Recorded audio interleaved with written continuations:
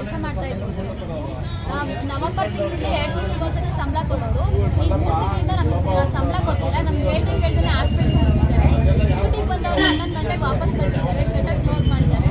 ನಮ್ಗೆ ಇನ್ಫಾರ್ಮ್ ಮಾಡಿಲ್ಲ, hospital close ಮಾಡ್ತೀವಿ ಅಂತಲೇ ಇನ್ಫಾರ್ಮ್ ಮಾಡಿಲ್ಲ. ನಿನ್ನೆ 10 ಗಂಟೆಯಿಂದ ಇಲ್ಲಿ ಕೂತಿದ್ದೀವಿ ಸರ್.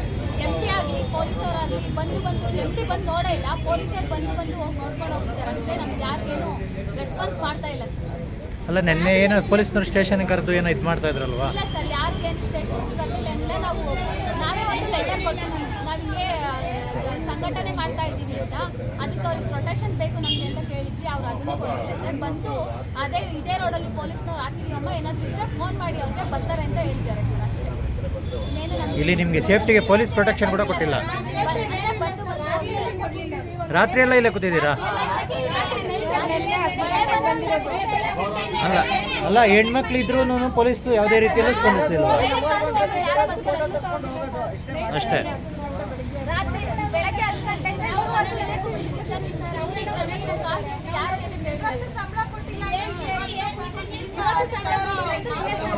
ನೈಟ್ ಎಲ್ಲ ಇಲ್ಲೇ ಇರ್ತೀರಾ? ಪೊಲೀಸ್ ಸ್ಟೇಷನ್ ಅಲಿತಾ ಇದ್ದೀವಿ ಸರ್. ವಾರಕ್ಕೆ 2 ಸತಿ ಪೊಲೀಸ್ ಸ್ಟೇಷನ್ಗೆ ಅಲಿತಾ ಇದ್ದೀವಿ. ನಮ್ಮನ್ನೇನಾದ್ರೂ ಕೇಳ್ಬಿಟ್ಟು ನೀವು ಅಲ್ಲಿ 7 Hills ಹಾಸ್ಪಿಟ್ಲಿಗೆ ಸೇರಿದ್ದ ಕೆಲಸಕ್ಕೆ ಅಂತ ಕೇಳ್ತಾರೆ. ಎಲ್ಲರೂ ದೊಡ್ಡಬಳ್ಳಾಪುರ ಜನ ಎಲ್ಲ ಅವ್ರನ್ನ ಕೇಳ್ಬಿಟ್ಟು ಕೆಲಸಕ್ಕೆ ಸೇರ್ಬೇಕಾ ಸರ್? ನಾವು ಇಂಥ ಕಡೆ ಕೆಲಸಕ್ಕೆ ಹೋಗ್ತಿದ್ದೀವಿ ಅಂತ ನಮ್ಗೆ ಯಾರು ಏನು ನ್ಯಾಯ ಕೊಡ್ಸೋರಿಲ್ವಾ ಸರ್? ನಾವು ದುಡಿಯೋ 20,000ಕ್ಕೆ ನಾವು ನಮ್ಗೆ ಚೆಕ್ ಕೊಟ್ಟಿದ್ದಾರೆ ಸರ್. ಚೆಕ್ ಬೋನಸ್ ಕೇಸ್ ಹಾಕೊಳ್ಳಿ ಅಂತ ಹೇಳ್ತಾರೆ. ಅವ್ರು ಹೇಳ್ತಾರೆ ಚೆಕ್ ಬೋನಸ್ ಕೇಸ್ ಹಾಕೊಳ್ಳಿ ಅಂತ. ಕೇಸ್ ಹಾಕೊಳ್ಳಿ ಅಂತಾರೆ. ನಮ್ಗೆ 20,000ದಲ್ಲಿ ನಾವು ಲಾಯರ್ಗೆಲ್ಲ ಕೊಡೋಕ್ಕಾಗುತ್ತೆ ಸರ್. ನಮ್ಗೆ ಅಷ್ಟೊಂದು ಕೈಲಾಗೋದಿಲ್ಲ ಸರ್ ಕೋರ್ಟ್ ಕಚೇರಿ ಅಂತ ಅಲ್ಲಿಯಕ್ಕೆ.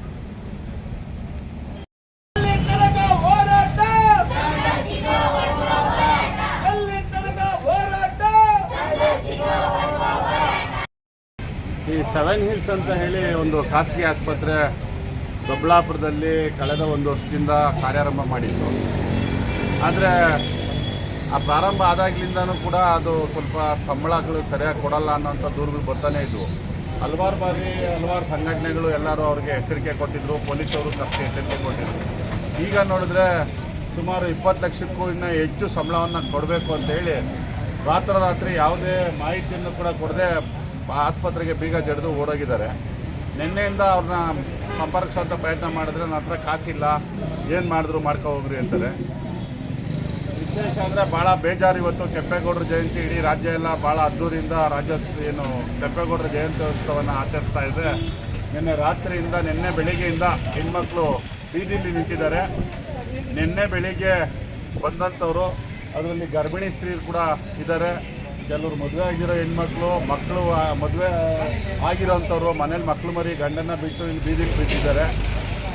ದುರಂತ ಅಂದರೆ ಇಂಥ ಸ್ವತಂತ್ರವಾದ ರಾಜ್ಯದಲ್ಲಿ, ಇಂಥ ದೇಶದಲ್ಲಿ ನಮ್ಮ ಸಂವಿಧಾನ ಎಲ್ಲ ರಕ್ಷಣೆ ಐತೆ, ಕಾನೂನುಗಳಿವೆ, ಇಲಾಖೆ ಇದ್ದಾವೆ. ದುರಂತ ಅಂದರೆ ಈಗಿನವರೆಗೂ ಸರಿಸುಮಾರು 24 ಗಂಟೆ ಕಳೆದರೂ ಕೂಡ ಯಾವುದೇ ಇಲಾಖೆ, ಯಾವುದೇ ಅಧಿಕಾರಿಗಳು ಇಲ್ಲಿಗೆ ಬಂದು ಸ್ಪಂದಿಸುವಂಥ ಕೆಲಸ ಮಾಡಿಲ್ಲ. ಹೆಣ್ಮಕ್ಳಿದ್ದಾರೆ, ಯಾರಿಗಾನೆ ಏನೋ ತೊಂದರೆ ಆದರೆ ಯಾರು ಹೊಣೆ? ಅವ್ರಿಗೆ ಇಲ್ಲಿ ಏನು ಶೌಚಾಲಯದ ವ್ಯವಸ್ಥೆ ಏನು ಮಾಡಬೇಕು? ಇಲ್ಲಿ ಯಾರನ್ನ ರಾತ್ರಿ ಹೊತ್ತು ಕುಡ್ಕೊಂಬಂದು ಯಾರನ್ನ ತೊಂದರೆ ಮಾಡಿದ್ರೆ ಯಾರ ಗತಿ? ಇದನ್ನು ಹೇಳೋರು ಕೇಳೋರು ಯಾರು ಇಲ್ದಂಗಾಗಿದೆ. ಈಗಾಗಲೇ ಮೌಖಿಕವಾಗಿ ಕಾರ್ಮಿಕ ಇಲಾಖೆಗೆ ಗಮನಕ್ಕೆ ಹೋದರೂ ಕೂಡ ಕಾರ್ಮಿಕ ಇಲಾಖೆ ಕಾರ್ಮಿಕ ಇಲಾಖೆ ಅಧಿಕಾರಿಗಳು ಏನಕ್ಕೆ ಇವರಿಗೆಲ್ಲ ಸಂಬಳ ಕೊಡ್ತಾ ಇರೋದು? ತಹಶೀಲ್ದಾರು ಬಂದಿಲ್ವಾ? ಕನಿಷ್ಠ ಸೌಜನ್ಯಕ್ಕಾದರೂ ಬಂದಿಲ್ಲಿ ಭೇಟಿ ಕೊಟ್ಟಿಲ್ಲ. ಯಾಕಂದ್ರೆ ತಹಶೀಲ್ದಾರ್ ಒಬ್ರು ಹೆಣ್ಮಗಳು, ತಹಶೀಲ್ದಾರರು ಕೂಡ ಬರಬೇಕು. ತಹಶೀಲ್ದಾರ್ ಗಮನಕ್ಕೆ ಇನ್ನೂ ತಂದಿಲ್ಲ. ತಹಶೀಲ್ದಾರ್ ಗಮನಕ್ಕೂ ಇವಾಗ ತರ್ತೀವಿ. ಅವರು ಕೂಡ ಬಂದು ಇವ್ರದ್ದೇನು ಸಮಸ್ಯೆನ ಆಲಿಸ್ಬೇಕು, ಯಾರು ಪರಿಹರಿಸೋದು ಆಮೇಲೆ. ಆದರೆ ಕೇಳುವಂಥ ಸೌಜನ್ಯವನ್ನಾದರೂ ತೋರಿಸ್ಬೇಕಿತ್ತು. ಇಲಾಖೆಗಳು ನಿಷ್ಕ್ರಿಯ ಆಗಿದ್ದಾವೆ. ಇಲಾಖೆಗಳು ಅದರೊಳಗಾಗೂ ಕಾರ್ಮಿಕಗಳ ಇಲಾಖೆ ಇದೆಯಲ್ಲ, ಅದು ಸತ್ತೋಗ್ಬಿಟ್ಟಿದೆ ದೊಡ್ಡಬಳ್ಳಾಪುರದಲ್ಲಿ. ಇವತ್ತಿನವರೆಗೂ ಒಬ್ಬ ಕಾರ್ಮಿಕನಿಗೂ ನ್ಯಾಯ ಕೊಡಿಸಿರೋಂಥ ಇಲಾಖೆ ಇಲ್ಲ. ಅದು ಕೇವಲ ಅವರು ಸಂಬಳ ಕೊಡ್ತಾ ಇದ್ದಾರೆ. ನಮ್ಮ ಸಾರ್ವಜನಿಕರ ಹಣ ಪೋಲಾಗ್ತಾ ಇದೆ. ಅದ್ರ ಬದಲು ಆ ಇಲಾಖೆಯನ್ನು ಮುಚ್ಚೋದು ಉತ್ತಮ. ಈಗಲಾಗಲಾದರೂ ಎಚ್ಚೆತ್ಕೊಂಡು ಈ ಹೆಣ್ಮಕ್ಳಿಗೆ ನ್ಯಾಯ ಕೊಡಿಸೋಂಥ ಕೆಲಸ ಆಗಬೇಕು. ಸಂಬಂಧಪಟ್ಟ ಇಲಾಖೆಗಳು, ಅಧಿಕಾರಿಗಳು, ಏನು ಮಹಿಳಾ ಆಯೋಗ ಐತೆ, ಕಾರ್ಮಿಕ ಇಲಾಖೆ ಐತೆ, ಪೊಲೀಸ್ ಇಲಾಖೆ ಐತೆ, ನಾವು ದೊಡ್ಡ ಸಂಘಟನೆಗಳವರೆಲ್ಲ ಹೇಳ್ಕೊಳಕ್ಕಿದ್ದೀವಿ. ಆದರೆ ಆ ಹೆಣ್ಮಕ್ಳು ಬೀದಿಲಿ ಬಿದ್ದಿದ್ದಾರೆ. ನಾಚಿಕೆಗೇಡ ಇದು. ನಮಗೆಲ್ಲರಿಗೂ ನಾಚಿಕೆ ಆಗಬೇಕಾಗ್ತಂತ ಇದು ಇಡೀ ಸಮಾಜ ತಲೆ ತೆಗಿಸ್ಬೇಕಾಗ್ತದೆ ಇದು. ಹಂಗಾಗಿ ದಯವಿಟ್ಟು ಈಗಲಾದರೂ ಈ ಕೂಡಲೇ ಎಲ್ಲ ಸಂಬಂಧಪಟ್ಟ ಇಲಾಖೆ ಅಧಿಕಾರಿಗಳು ಎಚ್ಚೆತ್ತು ಅವ್ರು ನ್ಯಾಯ ಒದಗಿಸುವಂಥ ಕೆಲಸ ಮಾಡಬೇಕಂತ ಆಗ್ರಹಿಸ್ತಾ ಇದ್ದೀವಿ.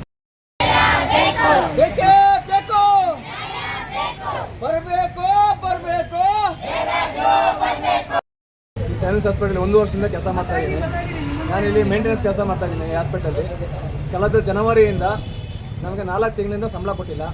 ಏಕಾಏಕಿ 1 ತಿಂಗಳಿಂಚೆ ಹಾಸ್ಪಿಟಲ್ ಬಾಗಿಲು ಮುಚ್ಚಿ ಏಕಾಏಕಿ ನಮ್ಮನ್ನೆಲ್ಲ ಬೀದಿ ಪಾರು ಮಾಡಿದ್ದಾರೆ. ನಾವು ಯಾವಾಗ ಸಂಬಳ ಕೇಳಿದ್ರು ಇವತ್ತು ವಾರ, ಇವತ್ತು ಸೋಮವಾರ ಇಲ್ಲ ಶನಿವಾರ ಅಂತ ಹೇಳ್ಕೊಂಡೆ ಮುಂದೆ ತೊಳ್ಕೊಂಬಂದ್ರು. ಕೊನೆಗೆ ಒಂದು ನಮಗೆ 10ನೇ ತಾರೀಕು ದಿನ ಪೊಲೀಸ್ ಸ್ಟೇಷನ್ ಮುಖಾಂತರ ನಮ್ಗೆಲ್ಲರಿಗೂ ಚೆಕ್ ವಿತರಣೆ ಮಾಡಿದ್ರು. ಸಂಬಳಕ್ಕೆ ಅಂತ ಚೆಕ್ ವಿತರಣೆ ಮಾಡಿದ್ರು. ಆ ಚೆಕ್ಗಳಲ್ಲಿ ತಗೊಂಡು ಬ್ಯಾಂಕಲ್ಲಿ ಚೆಕ್ ಮಾಡಿದ್ರೆ ಆ ಖಾತೆಯಲ್ಲಿ ಯಾವುದೇ ರೀತಿಯಲ್ಲಿ ಅಮೌಂಟೇ ಇಲ್ಲ. ಅದು ಹಾಸ್ಪಿಟಲ್ ಹೆಸರಿರೋ ಚೆಕ್ಕು, ಏನು ಯಾವುದು ಕೊಟ್ಟಿಲ್ಲ. ಹಾಸ್ಪಿಟಲ್ ಇರುವಂಥ ಚೆಕ್ಕನ್ನು ನಮ್ಗೆ ಕೊಟ್ಟಿದ್ದಾರೆ. ಆ ಹಾಸ್ಪಿಟಲ್ ಚೆಕ್ಕಲ್ಲಿ ಯಾವುದೇ ರೀತಿಯ ದುಡ್ಡೇ ಇಲ್ಲ. ಅದಕ್ಕೆ ತಗೊಂಡು ನಾವು ಕೇಳಿದಕ್ಕೆ ಏನೇನು ಕೇಳಿದಕ್ಕೆ ಅವ್ರ ತಂದೆಯವ್ರು ಬರ್ತಾರೆ. ಅವ್ರ ತಂದೆಯವ್ರು ಬಂದು ನಾವು ಚೆಕ್ ಕೊಟ್ಟಿದ್ದೀವಿ, ನೀವು ಕೇಸ್ ಹಾಕ್ಕೊಳ್ಳಿ, ಕೇಸ್ ಹಾಕ್ಕೊಂಡು ನೀವು ಕನ್ನಡ ಪ್ರಕಾರ ಏನು ಬೇಕಾದ್ರೆ ಮಾಡ್ಕೊಡ್ರಿ, ನಾವು ನೀವೇನು ಬೇಕಾದ್ರೆ ಮಾಡ್ಕೊಡ್ರಿ ಅಂತ ಹೇಳ್ಬಿಟ್ಟು ಅವ್ರ ತಂದೆಯವ್ರು ಅಂತಾರೆ. MD ಸರ್ ಅವ್ರ ತಂದೆಯವರು. ಈ ರಾತ್ರಿಯಿಂದ ಎಷ್ಟು ಜನ ನಾವು ಸ್ಟ್ರೈಕ್ ಮಾಡ್ತಾ ಇದ್ದೀವಿ. ಇಷ್ಟು ಜನ ಹೆಣ್ಮಕ್ಳು ಇದ್ದಾರೆ, ಪ್ರೆಗ್ನೆನ್ಸಿ ಇದ್ದಾರೆ, ಚಿಕ್ಕ ಚಿಕ್ಕ ಮಕ್ಕಳು ಮನೆ ಬಿಟ್ಟು ಬಂದಿದ್ದಾರೆ. ಆದರೂ ಅವ್ರು ಯಾವುದೇ ರೀತಿಗೂ ಸ್ಪಂದಿಸ್ತಾ ಇಲ್ಲ, ಇಲ್ಲಿವರೆಗೂ ಬಂದಿಲ್ಲ. ನಮ್ಮ ಕಷ್ಟ ಸುಖಕ್ಕೆ ಏನೂ ಕೇಳ್ತಿಲ್ಲ. ಅವ್ರ ಮನಸ್ಸಲ್ಲಿ ಏನಿದೆ ಇದುವರೆಗೂ ಗೊತ್ತಿಲ್ಲ. ಅದು ಅಲ್ಲದೆ ನಂದು ದುರ್ದೃಷ್ಟ ಏನಿದೆ ಅಂತ ಹೇಳಿದ್ರೆ ನಾನು ಅಳಬೇಕು ಅನ್ನೋದು ಗೊತ್ತಾಗ್ತಾ ಇಲ್ಲ. ಯಾಕೆಂದರೆ ನಾನು ಇದೇ ಅವ್ರ ಜಾಗದಲ್ಲಿ ಸ್ವಲ್ಪ ಆತ್ಮೀಯನಾಗಿದ್ದೆ. ಆ ಜನವರಿ ತಿಂಗಳಲ್ಲಿ ನನಗೆ ಅವ್ರಿಗೆ ಒಂದು 4 ಲಕ್ಷ ರೂಪಾಯಿ ದುಡ್ಡು ಕೊಡಿಸಿದೆ. ಬೇರೆ ಕಡೆ ಏನೋ ಒಂದು 15 ದಿನ ಮಟ್ಟಿಗೆ ಕೊಡಪ್ಪ ಹಂಗೆ ಟ್ರಾನ್ಸ್ಫರ್ ಮಾಡ್ಕೊಡ್ತೀನಿ ಅಂತ ಆಸ್ಪತ್ರೆಗೆ ಕೊಡಿಸಿದ್ರಿ. 20,000 ರೂಪಾಯಿಗೆ ಇಲ್ಲಿ ಸಂಬಳ ಕೆಲಸ ಮಾಡ್ತಾ ಇದ್ದೀನಿ. ನಾನು 4 ಲಕ್ಷ ರೂಪಾಯಿ ದುಡ್ಡು ಕೊಡಿಸಿ ಇವತ್ತು ಬಡ್ಡಿನೂ ಇಲ್ಲ ಏನಿಲ್ಲ ಕೈಯಿಂದ ಕಟ್ಕೊಂಡು ನಾನು 3 ದಿನ ಆಯ್ತು ಮನೆ ಬಿಟ್ಟು. ನನಗೂ ಹೆಂಡತಿ ಜಗಳ, ದಿನ ರಾತ್ರಿ ಮನೆಗೆ ಬರ್ತಾರವರು. ದುಡ್ಡು ಕೊಡಪ್ಪ ನಾವು ತಿಕ್ಕ ಮುಂಚೆ ದುಡ್ಡು ಕೊಡಲ್ಲ ಬೋಳಿ ನಮ್ಮ ಮಗನೇ ಅಂತಾರೆ. ನೀವು ದುಡ್ಡು ನಾನು ಇದೇ ಸೈನ್ಸ್ ಹಾಸ್ಪಿಟಲ್ MD ಆದ್ರೂ ದೇವರ ಸರ್ ಕೊಡ್ತಿದ್ದು ದುಡ್ಡು ಮೇಡಮ್. ವಿಶ್ವಾಸದಲ್ಲಿ ತಗೊಂಡ್ಬಂದು ಕೊಟ್ಟಿದ್ದು ಸಾಕ್ಷಿ ಇದ್ದಾರೆ ಮೇಡಮ್. ಕೊಟ್ಟಿದ್ದು ಡಾಕ್ಟರ್ಗಳು ಇದ್ದಾರೆ, HR ಅವರು ಕೈಗೆ ನಾನು ಹ್ಯಾಂಡ್ ಓವರ್ ಮಾಡಿದ್ದು ಅವರು ಇದ್ದಾರೆ. ನಾನು ಯಾರ ಮುಖಾಂತರ ಕೊಟ್ಟಿಲ್ಲ, ಎಲ್ಲ ನಮ್ಮ ಸ್ಟಾಫ್ಗೆ ಎಲ್ಲರೂ ಗೊತ್ತು. ಇಷ್ಟು ಜನ ಏನಿದೆ ಅಷ್ಟು ಜನಕ್ಕೂ ಗೊತ್ತು ನಾನು ಕೊಟ್ಟಿರೋ ದುಡ್ಡು. ನಾನೇನು ಬೇರೆ ಕಟ್ಕೊಟ್ಟು ಅಂತ ಕೊಟ್ಟಿಲ್ಲ ಸ್ವಾಮಿ. ಯಾರೋ ಹತ್ರ ಇಸ್ಕೊಂಡ್ಬಂದು ಕೊಟ್ಟಿರೋ ದುಡ್ಡು. ಇವತ್ತು ಅವ್ರಿಗೆ ನನ್ನ ಮಗ ತೊಳ್ಕೊಂಡು ಹೋಗ್ತಾರೆ, ಹಳ್ಳಿಯಲ್ಲಿ ಇರೋಕ್ಕೆ ಹೋಗ್ತಿಲ್ಲ. ದಿನ 9 ನನ್ನ ಫೋನ್ ರಿಸೀವ್ ಮಾಡಿದ್ರೆ 9 ಗಂಟೆ ಮನೆ ಹುಡ್ಕೊಂಡ್ಬರ್ತಾರೆ. ನಾ ಪರಿಸ್ಥಿತಿಯಲ್ಲಿ ಇದ್ದೀನಿ. ನನಗೆ ಅವ್ರ ದುಡ್ಡು ನಾನು ಕೊಡೋವರೆಗೂ ಯಾವುದೇ ಕಾರಣಕ್ಕೂ ಇಷ್ಟು ಜನ ಹೋದ್ರು ನಾನಂತೂ ಹೋಗೋ ಪರಿಸ್ಥಿತಿ ನಾನು ಇಲ್ಲ. ಇಲ್ಲ ಸಾಯ್ಬೇಕು, ಇಲ್ಲ ದುಡ್ಡು ತಗೊಂಡು ಮನೆಗೆ ಹೋಗ್ಬೇಕು. ಈ ಪರಿಸ್ಥಿತಿ ನಾನು ಕುತ್ಕೊಂಡಿದ್ದೀನಿ. ಅವ್ರಿಗೆ ಅದೇನು ಬಂದು ನ್ಯಾಯ ಕೊಡ್ತಾರೋ ಅದೇನು ಬಂದು ಕೊಡ್ತಾರೋ ಅನ್ನೋ ನಿರ್ಗಿಂದ ಸರ್ ನಾನು 3 ದಿನ ಆಯ್ತು ಸರ್ ಮನೆಗೆ ಹೋಗಿ. ಅಲ್ಲ, ಈ ಆಸ್ಪತ್ರೆ ಕ್ಲೋಸ್ ಮಾಡಕ್ ಮುಂಚಿತವಾಗಿ ಯಾವುದೇ ರೀತಿಯಲ್ಲೂ ಮಾಹಿತಿ ಇಲ್ಲ ಸರ್, ಏನು ಮಾಹಿತಿನೇ ಇಲ್ಲ ಸರ್. ನಮಗೆ ಕ್ಲೋಸ್ ಮಾಡಿ ಮಾಹಿತಿನೇ ಇಲ್ಲ. ಇದ್ದಕ್ಕಿದ್ದಂಗೆ ಕ್ಲೋಸ್ ಮಾಡಿರೋದು. 20 ತಾರೀಕು ಅದು ಮಧ್ಯರಾತ್ರಿ ಇರೋ ಸ್ಟಾಫ್ನೆಲ್ಲ ಮನೆಗೆ ಕಳಿಸಿ ಕ್ಲೋಸ್ ಮಾಡಿಸಿರೋದು ಹಾಸ್ಪಿಟಲ್. ಬಂದಿರೋ ಸ್ಟಾಫ್ ಇದ್ದಾರೆ ಇಲ್ಲಿದ್ದಾರೆ, ಮಾಹಿತಿನೇ ಇಲ್ಲ. ಗೊತ್ತಾಗ್ತಿದ್ದು ಬರೀ ಹೋಗ್ಬಿಟ್ಟು ಕೆಳಗಡೆ ಮಾತನಾಡ್ತಾ ಇಲ್ಲ. ಆಸ್ಪತ್ರೆ ಮ್ಯಾನೇಜ್ಮೆಂಟ್ಗೂ ಮಾಹಿತಿ ಯಾವುದೂ ಇಲ್ಲ. ಏನಿಲ್ಲ ಸರ್. ಮ್ಯಾನೇಜ್ಮೆಂಟ್ ಅವರೇ ಬಾಗ್ಲಾಕ್ಸಿರೋದು. ಮ್ಯಾನೇಜ್ಮೆಂಟೇ ಬಾಗ್ಲಾಕಿರೋದಲ್ವಾ? ಮ್ಯಾನೇಜ್ಮೆಂಟ್ ಅವರೇ ಮ್ಯಾನೇಜ್ಮೆಂಟ್ ಅವರೇ ಓನರ್ ಅಲ್ವಾ? ಓನರು ಎಲ್ಲ ಅವರೇ. ಡಾಕ್ಟರ್ಸ್ಗಳು ಸರ್ ಡಾಕ್ಟರ್ಸ್ಗಳಿಗೆ ಯಾರಿಗೂ ಅವ್ರಿಗೂ ಸಂಬಳ ಕೊಟ್ಟಿಲ್ಲ. ಅವರು ಕೊಟ್ಟಿಲ್ಲ. ಯಾರೊಬ್ರು ಸಂಬಳ ಸರ್ ಅಲ್ಲಿ ಹೌಸ್ ಕೀಪಿಂಗ್ ಇಂದ ಹಿಡಿದು ಸೆಕ್ಯೂರಿಟಿಗಳಿಂದ ಹಿಡಿದು ವಾರ್ಡ್ ಬಾಯ್ಗಳಿಂದ ಹಿಡಿದು ನಮಗೆ ಹಿಡಿದು ಫಾರ್ಮಸಿ ಇರ್ಬೋದು, ನರ್ಸಿಂಗ್ ಸ್ಟಾಫ್ ಇರ್ಬೋದು, ಡಾಕ್ಟರ್ಗಳಿರೋ ಯಾರೊಬ್ಬರಿಗೂ ಸಂಬಳ ಹೋಗಿಲ್ಲ ಸರ್. ಎಲ್ಲರಿಗೂ ನನಗೆ 4 ತಿಂಗಳಿಂದ ಸಂಬಳ ಬರಬೇಕು. 80,000 ರೂಪಾಯಿ ಸಂಬಳ ಬರ್ಬೇಕು ಸರ್. 1 ತಿಂಗಳು ಮುಚ್ಚಾಕಿದ್ರೆ ಟೋಟಲ್ 5 ತಿಂಗಳಿಂದ ನಂಗೆ 1 ರೂಪಾಯಿ ಸಂಬಳ ಇಲ್ಲ ಸರ್. ನಾನು ಹೆಂಗೆ ಸರ್ ಜೀವನ ಮಾಡಲಿ? ಹೆಂಗೆ ನಾನು ಜೀವನ ಮಾಡಲಿ? ಹೆಂಗಿರ್ಬೇಕು ಸರ್ ನಾನು? ಅದರಲ್ಲೂ ಅದು ನನ್ನ ಹಣ ದುರದೃಷ್ಟಕರೇನೋ ಅವ್ರು ದುಡ್ಡು ಕೊಡ್ಬಿಟ್ಟು ಇವಾಗ ನಾನು ಸಾಲ ಸಿಕ್ಕಾಕೊಂಡು ಇವಾಗ ನಾನು ಮನೆಗೆ ಹೋಗ್ದಂಗೆ ಸರ್. ನನಗೂ ಹೆಂಡತಿ ಮನೆ ದಿನ ಜಗಳ ಸರ್. ನಾವು ಯಾರು ಹೇಳ್ಕೊಂಡು ದಿನ ಕೇಳ್ತಾ ಇದ್ದೀನಿ ಸರ್. ದಿನ ಫೋನ್ ಮಾಡಿದ್ರೆ ಒಂದಿನ ಫೋನ್ ಎತ್ತಾರೆ, ಒಂದಿನ ಫೋನ್ ಎತ್ತಲ್ಲ. ಇವತ್ತಾಯ್ತು ನಾಳೆ ಆಯ್ತು ಇಗಳಪ್ಪ ಹೆಂಗೆ ಅಗ್ರಿಮೆಂಟ್ ಆಗ್ತಾ ಇದೆ, ನಾಳೆ ನೀವು ತಂದು ಕೊಟ್ಬಿಡ್ತೀನಿ. ಇವಾಗ ನಿನ್ನೆ ಯಾರು ಬಂದಿದ್ರಲ್ಲ, ಅವ್ರು ಯಾರು ಸರ್? ನಿನ್ನೆ ಯಾರು ನೀವೆಲ್ಲ ಪ್ರಶ್ನೆ ಮಾಡ್ತಾ ಇದ್ರಲ್ವಾ? ಇಲ್ಲ ಸರ್, ಅವ್ರು HR ಅಂದ್ರೆ ಮೆಸೇಜ್ ಹಾಕಿ ಅಷ್ಟೇ, ಗ್ರೂಪಲ್ಲಿ ಯಾರು ಬಂದಿಲ್ಲ.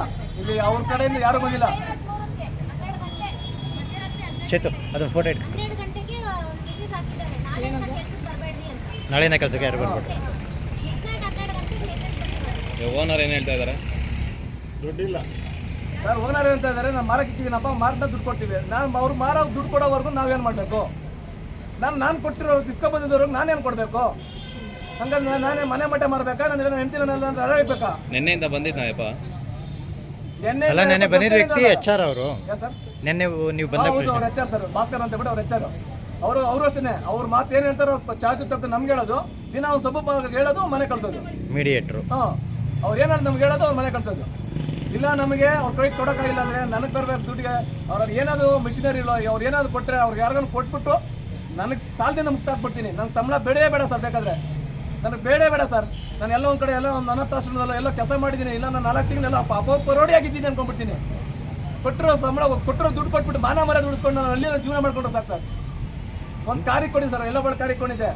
ದುಡ್ಡು ಕೊಟ್ಟಿಲ್ಲ ಅಂದ್ಬಿಟ್ಟು ಕಾರಿಗೆ ಮತ್ತೆ ದುಡ್ಡು ಕೊಟ್ಟರೆ ತೊಗೊಂಡ್ಬಿಟ್ಟು ಕಾರು ತೊಗೊಳೋದು ಸರ್. ಇಲ್ಲ ಅದಿದ್ದು ನಾನು ಜೀವನ ಮಾಡ್ಕೊತಾ ಇದ್ದೆ, ಆ ಕಾರಿಗೆ ಸಮೇತ ನನಗಿಲ್ಲ ಇವಾಗ. ಯಾರಿಗೆ ಹೇಳ್ಕೊಬೇಕು ನಾವು ಗೊತ್ತಾಗ್ತಲ್ಲ, ಯಾರಿಗೆ ಹೇಳ್ಕೊಳ್ಳೋಣ, ಏನು ಪ್ರೂಫ್ ಕೊಡೋಣ? ಇಲ್ಲ ಸರ್, ವಿಶ್ವಾಸದಲ್ಲಿ ಕೊಟ್ಟಿರೋದು. ಇಷ್ಟು ಜನ ಗೊತ್ತು ಸರ್ ನಾವು ಕೊಟ್ಟಿರೋ ದುಡ್ಡು. ಡಾಕ್ಟರ್ ಒಬ್ಬರು ವಿನಯ್ ಸರ್ ಅಂತಿದ್ದಾರೆ ಪಾಪ, ಅವರು ಹೇಳಿದ್ದಕ್ಕೆ ಅವ್ರ ಮುಂದೆ ನಾನು ಕೊಟ್ಟಿದ್ದೀನಿ. HR ಭಾಸ್ಕರ್ವರೆಗೂ ಗೊತ್ತು ಕೊಟ್ಟಿರೋ ದುಡ್ಡು. ದಯವಿಟ್ಟು ಅವರು ದೇವರಾಜ್ ಸರ್ ಕೊನೆಯ ರಿಕ್ವೆಸ್ಟ್ ನನಗೆ, ಜೀವನ ಪರ್ಯಂತ ಅವ್ರನ್ನ ಮರ್ಯಾದಿಲ್ಲ. ದಯವಿಟ್ಟು ನಾನು ಕೊಟ್ಟಿರೋ ದುಡ್ಡು ಕೊಟ್ಬಿಡ್ಲಿ, ನಾನು ಅವ್ರಿಗೆ ಋಣಿಯಾಗಿ ಇಟ್ಬಿಟ್ಟು ನಾನು ಮನೆ ಕೊಟ್ಟೋಗ್ತೀನಿ ಸರ್. ಅಷ್ಟು ಮಾತ್ರ ಕೇಳ್ಕೊಬಲ್ಲ ಅವ್ರ ಹತ್ರ. ಅವ್ರಿಗೆ ಅಷ್ಟು ಬಿಟ್ಟು ನಮ್ಮ ಮಾತು ಕೇಳ್ಕೊಳಕ್ಕೆ ಬರೀ ಮಾತುಗಳೇ ಇಲ್ಲ. ಇಷ್ಟು ಜನ ಬಂದು ಕುಂತ್ಕೊಂಡಿದ್ದೀವಿ, ಇಷ್ಟೆಲ್ಲ ಒದ್ದಾಡ್ತಾ ಇದ್ದೀವಿ ಸರ್. ಅದರಲ್ಲಿ ಕೆಂಚೇಗೌಡ ಅಂತ ಲಾಯರ್ ಅಂತ ಸರ್ ಅವ್ರು ಕೊಟ್ಟಿಲ್ಲ ಅನ್ಕೊಳ್ಳಯ್ಯ, ನಾನು ಕೊಡ್ತೀನಿ ಅಂತ ನಮ್ಗೆ ಸ್ಟೇಷನ್ ಹತ್ರ ಭರವಸೆ ಕೊಟ್ಟೋದು. ನಾವು ನೀನು ಕೊಟ್ಟಿರೋ ದುಡ್ಡಿಗೆ ನಾನು ಕೊಡ್ತೀನಿ, ಇನ್ಮೇಲೆ ಈ ಹಾಸ್ಪಿಟ್ಲ್ ನಾನೇ ನಡೆಸೋದು ಅಂತ ಫೋನ್ ಮಾಡಿದೆ. ಅದಕ್ಕೆ ನಂಗೆ ಸಂಬಂಧ ಇಲ್ಲಪ್ಪ ಇವಾಗ ಅಂತ ಹೇಳ್ಬಿಟ್ಟು ಮಾತೆ ಬದಲಾಯಿಸೋಣ ಇದೆ. ಸ್ಟಾರ್ಟಿಂಗು ನಾನು ಕೊಡ್ತೀನಿ ಅಂತ ನಾನು ಕೊಡ್ತೀನಿ ಹೇಳಿದ್ರು ಅವ್ರು ಕೆಂಚೇಗೌಡ ಅಂತವ್ರು ಲಾಯರು. ಯಾವ ಊರವರು? ಸರ್ ಅವರು ಕಡೆ ನೆಲಮಂಗ್ಲ ಕಡೆ ಅಂತ ಚನ್ನಪಟ್ಟ ಅಂತ, ಅವ್ರು ಇಲ್ಲಿ ಲಾಯರ್ ಆಗಿ ಬರ್ತಿದ್ರು. ಅಲ್ಲಿಗೆ ಕೇಸುಗಳು ಯಾವ RTA ಕೇಸ್ ಯಾರೋ ಬಂತು ಅಂದರೆ ಲೀಗಲ್ ಆಗಿ ಅವರು ಲಾಯರ್ ಆಗಿ ಕೆಲಸ ಮಾಡ್ತಾ ಇರಲಿ. ಅವ್ರಿಗೆ ದುಡ್ಡು ಬೇಕು ಅಂತ ಹೇಳ್ಬಿಟ್ಟು ಮದುವೆ ಸೆಟ್ ಆಗಿದೆ. ಅವರು ಮನೆಯವರ ಎದುರು ಎದ್ದೋಳಕ್ಕಾಗದೆ ಪೇಷಂಟ್ ಆಗಿಬಿಟ್ಟಿದ್ರು.